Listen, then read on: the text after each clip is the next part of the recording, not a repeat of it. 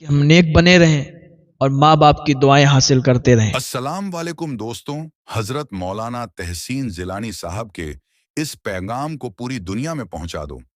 حضرت نے بتایا کہ ہمارے نوجوان فلموں، سوشل میڈیا اور جھوٹی کہانیوں میں پھنس کر یہ سمجھ بیٹھتے ہیں کہ محبت ہی سب کچھ ہے، لیکن سچائی اس سے بالکل الٹ ہے۔ میرٹھ میں جو دردناک واقعہ ہوا وہ ہمارے سماج کے لیے بہت بڑا سبق ہے۔ ایک عورت نے اپنے پریمی کے ساتھ مل کر اپنے ہی پتی کا بے رحمی سے قتل کر دیا اور اس کی لاش کو ٹکڑوں میں کاٹ کر ایک بڑے ڈرم میں سیمنٹ سے بھر دیا۔ یہ ہے اس جھوٹی محبت کا نتیجہ جسے آج کل کے لڑکے لڑکیاں سچا پیار کہتے ہیں۔ بھائیو، محبت ایک دھوکہ ہے، ایک چھلاوا ہے۔ سچا پیار وہی ہے جو اللہ اور اس کے رسول کے لیے کیا جائے، جو اپنے ماں باپ سے کیا جائے، جو تمہاری بھلائی کے لیے اپنی زندگی قربان کر دیتے ہیں۔ لیکن آج کل کے نوجوان حرام رشتوں میں پھنس کر اپنی زندگی برباد کر رہے ہیں، اپنی عزت بھی کھو رہے ہیں، اپنا ایمان بھی کھو رہے ہیں اور اپنی دنیا آخرت بھی تباہ کر رہے ہیں۔ آپ نے دیکھا کہ کیسے اس عورت نے اپنے شوہر کو راستے سے ہٹا دیا تاکہ اپنے پریمی کے ساتھ زندگی گزار سکے، لیکن اس کا انجام کیا ہوا؟ پکڑی گئی، جیل میں ڈال دی گئی۔ اس کی بیٹی نے ہی اس کی سچائی دنیا کے سامنے لا دی۔ کیا یہی محبت کا انجام ہوتا ہے؟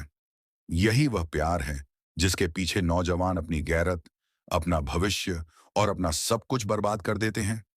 یہ صرف اور صرف شیطان کا جال ہے۔ نوجوانوں، اس فریب میں مت پڑو۔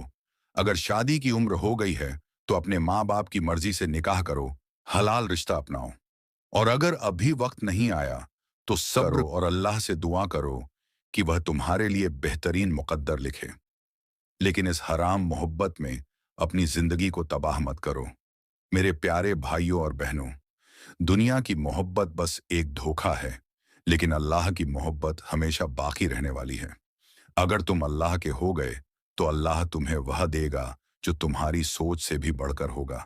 اس لیے اپنے راستے کو صحیح کرو، اپنے دین پر چلو اور ان حرام رشتوں میں پھنس کر اپنی زندگی کو برباد مت کرو۔ ماں باپ کی دعاؤں میں بہت اثر ہوتا ہے۔ ہمیں چاہیے کہ ہم نیک بنے رہیں اور ماں باپ کی دعائیں حاصل کرتے رہیں۔ کسی شہر میں ایک بہت زیادہ غریب لڑکا رہتا تھا۔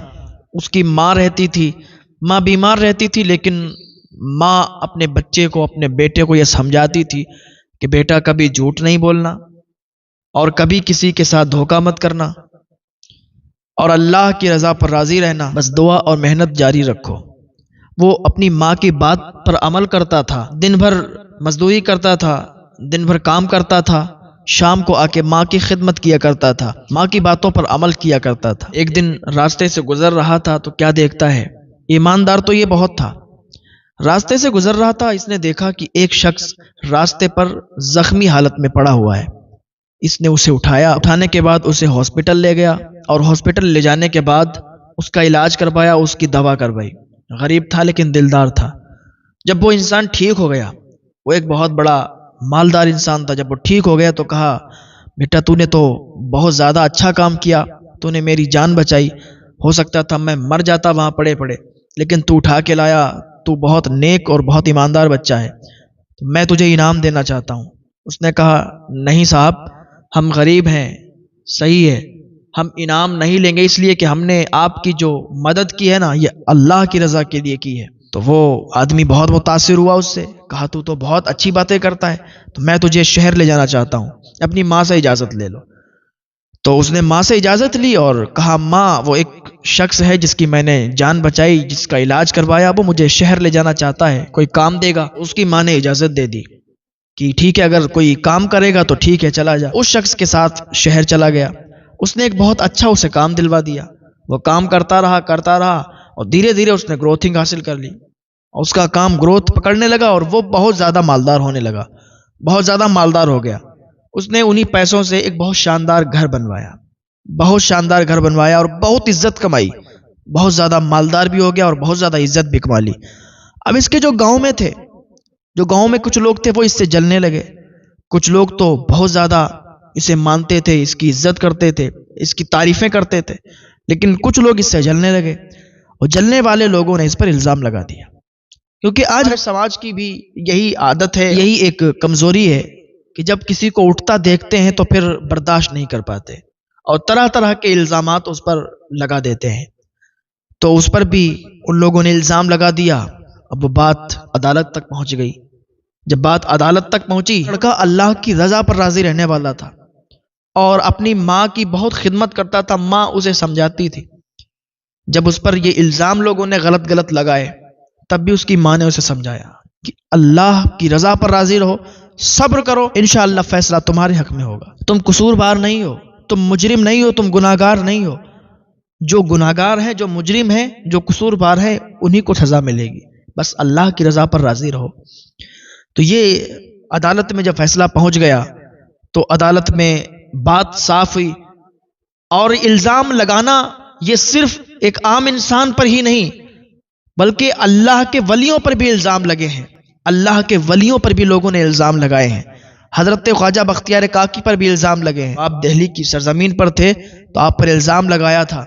کچھ لوگوں نے ایک عورت کو خریدا اور اس کو سمجھایا کہ تمہیں ان پر الزام لگانا ہے اور ان کو بدنام کرنا ہے۔ تو ان لوگوں نے جب اس عورت کو خریدا اور کچھ گواہوں کو خریدا اور حضرت خواجہ بختیار کاکی پر الزام لگایا کہ انہوں نے اس عورت کے ساتھ زنا کیا ہے اور یہ بچہ بھی انہی کا ہے، تو عدالت لگی تھی، بادشاہ بیٹھا تھا، بادشاہ خواجہ بختیار کاکی کا مرید تھا۔ بادشاہ بھی افسوس کر رہا تھا کہ کاش یہ دن نہ دیکھنا پڑتا اور میری موت آ جاتی، کیونکہ آج میں اپنے پیر کو ہی کٹکرے میں بلا رہا ہوں، آج میں اپنے پیر ہی سے سوال و جواب کر رہا ہوں۔ بادشاہ نے اس عورت کو بلایا، ان گواہوں کو بلایا اور کہا بتاؤ کیا بات ہے۔ حضرت خواجہ بختیار کاکی کا سر جھکا ہوا ہے۔ اس عورت نے کہا کہ ہاں انہوں نے ہی میرے ساتھ زنا کیا، یہ بچہ انہی کا ہے۔ کچھ خریدے ہوئے گواہ بھی بلائے گئے تو ان گواہوں نے بھی کہا کہ ہاں واقعی ہم نے دیکھا ہے کہ بختیار کاکی ان کے گھر آتے جاتے ہیں اور ہم نے راتوں میں آتے جاتے دیکھا ہے۔ جھوٹے گواہ، جھوٹی عورت، سب بادشاہ کے سامنے کہہ دیا گیا۔ خواجہ بختیار کاکی نے جب یہ سب سنا تو آنکھوں سے آنسو نکلنے لگے اور کہا مجھے تھوڑی سی مہلت دے دو، میں اپنے پیر سے پوچھ لوں گا، میرے پیر آئیں گے اور وہ کچھ نہ کچھ کہیں گے، کچھ نہ کچھ کریں گے، میں اپنے پیر کو بلا لوں گا۔ تو لوگوں نے کہا کہ کہاں اجمیر شریف ہے، کہاں دہلی ہے، وہ اتنی جلدی کیسے آئیں گے؟ کہا تم صبر کرو، وہ ضرور آئیں گے۔ حضرت خواجہ قطب الدین بختیار کاکی نے خط لکھا حضور خواجہ غریب نواز کو۔ حضور خواجہ غریب نواز کے پاس جب خط گیا، ادھر یہ بھی پریشان تھے کہ خواجہ غریب نواز کو خط ملے گا، کب آئیں گے، لیکن کیا دیکھتے ہیں کہ ادھر مغرب کی نماز بختیار کاکی نے ادا کی ہے، ادھر مغرب کی نماز پڑھ کے سلام پھیرا ہے، تو کیا دیکھتے ہیں خواجہ غریب نواز پچھلی صف میں کھڑے ہوئے ہیں۔ تو کچھ جان میں جان پڑی۔ جب نماز پڑھ لی حضرت خواجہ غریب نواز نے تو بختیار کاکی گلے سے مل کے رونے لگے۔ حضور خواجہ غریب نواز کہتے ہیں روتا کیوں ہے؟ مت رو، دیکھتے ہیں کس نے الزام لگایا ہے اور کون گواہ ہیں۔ سارے لوگ ایک جگہ جمع ہوئے، بادشاہ بھی بیٹھا تھا۔ اس دن حضرت بختیار کاکی بھی موجود تھے اور خواجہ غریب نواز بھی موجود تھے۔ اب کہا بتاؤ کون ہے جس نے یہ الزام لگایا ہے اور کون ہے وہ گواہ، وہ سامنے آئے۔ اس عورت نے کہا کہ انہوں نے میرے ساتھ زنا کیا، یہ بچہ انہی کا ہے۔ جھوٹے گواہوں نے کہا کہ ہاں ہم نے دیکھا ہے، آتے جاتے ہم نے دیکھا ہے۔ تو حضور خواجہ غریب نواز اس عورت کے پاس گئے اور اس کے بچے سے کہا کہ بچے سارے لوگ تو جھوٹی گواہیاں دے رہے ہیں، جھوٹ بول رہے ہیں، تو سچ بول، تو کس کا بیٹا ہے؟ تو لوگوں نے کہا اور اس عورت نے بھی کہا یہ بچہ چھوٹا ہے، یہ کیسے بولے گا؟ حضور خواجہ غریب نواز نے فرمایا بولے گا۔ تو وہ بچہ بول اٹھتا ہے کہ میں فلاں کا بیٹا ہوں، ان پر الزام غلط لگائے جا رہے ہیں۔ یہ حضور خواجہ غریب نواز کی کرامت ہوئی۔ حضور خواجہ غریب نواز نے جب اتنا سنا تو بختیار کاکی کا ہاتھ پکڑا اور کہا چل یہاں سے، تجھے یہاں نہیں رکھیں گے۔ بادشاہ کے قدموں میں گر گیا، لوگ قدموں میں گر گئے، حضور معاف فرما دے، یہ الزام لگانے والے انہوں نے الزام لگایا ہے۔ بادشاہ نے ان کو سزا دلوائی۔ تو الزام یہ عام انسانوں پر ہی نہیں بلکہ الزام تو اللہ کے ولیوں پر بھی لگائے گئے ہیں۔ لیکن مدعی لاکھ برا چاہے تو کیا ہوتا ہے؟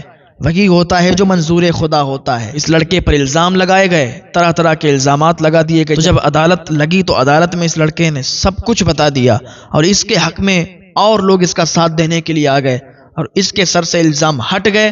جنہوں نے الزام لگائے تھے انہیں سزا ہو گئی۔ ان باتوں سے ہمیں یہ پتہ چلتا ہے کہ ایمانداری اور سچائی بہت معنی رکھتی ہے، بہت بڑی چیز ہے۔